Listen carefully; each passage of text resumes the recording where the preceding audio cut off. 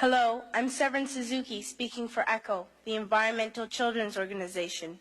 We're a group of 12 and 13-year-olds trying to make a difference. Vanessa Suddy, Morgan Geisler, Michelle Quigg, and me. We've raised all the money to come here ourselves, to come 5,000 miles to tell you adults you must change your ways. Coming up here today, I have no hidden agenda. I am fighting for my future. Losing my future is not like losing an election or a few points on the stock market. I am here to speak for all generations to come. I am here to speak on behalf of the starving children around the world whose cries go unheard. I am here to speak for the countless animals dying across this planet because they have nowhere left to go. I am afraid to go out in the sun now because of the holes in our ozone. I am afraid to breathe the air because I don't know what chemicals are in it. I used to go fishing in Vancouver, my home, with my dad until just a few years ago we found the fish full of cancers. And now we hear of animals and plants going extinct every day, vanishing forever. In my life, I have dreamt of seeing the great herds of wild animals, jungles and rainforests full of birds and butterflies. But now I wonder if they will even exist for my children to see. Did you have to worry of these things when you were my age? All this is happening before our eyes, and yet we act as if we have all the time we want and all the solutions. I'm only a child, and I don't have all the solutions.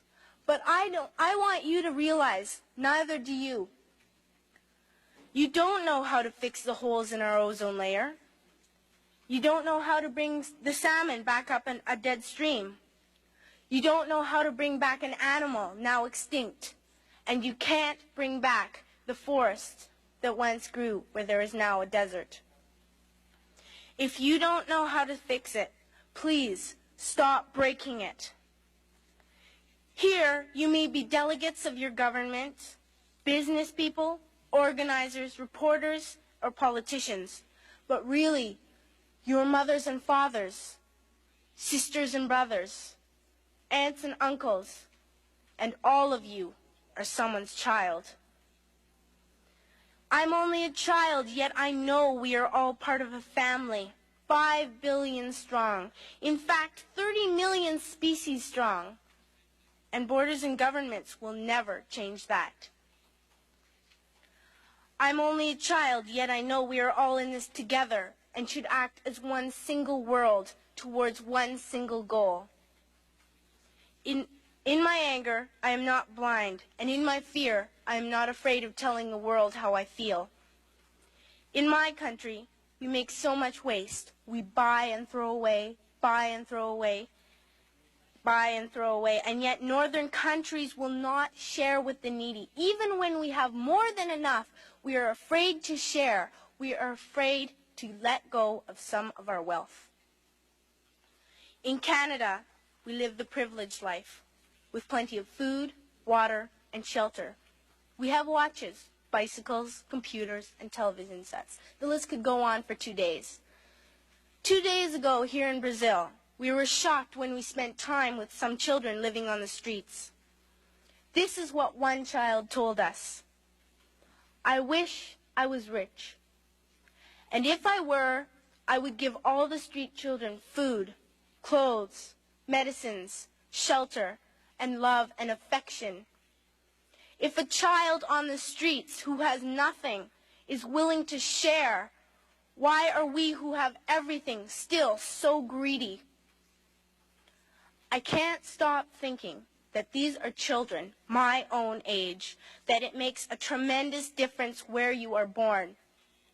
That I could be one of those children living in the favelas of Rio. I could be a child starving in Somalia, or a victim of war in the Middle East, or a beggar in India.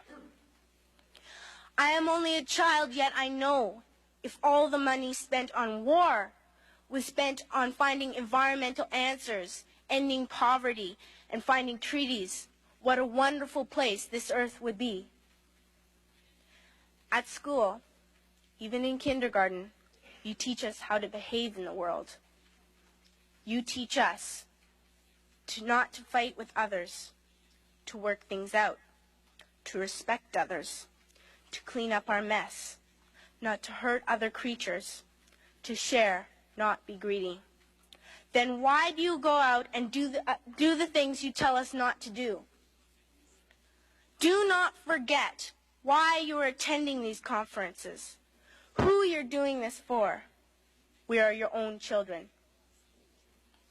You are deciding what kind of a world we are growing up in. Parents should be able to comfort their children by saying, everything's going to be all right.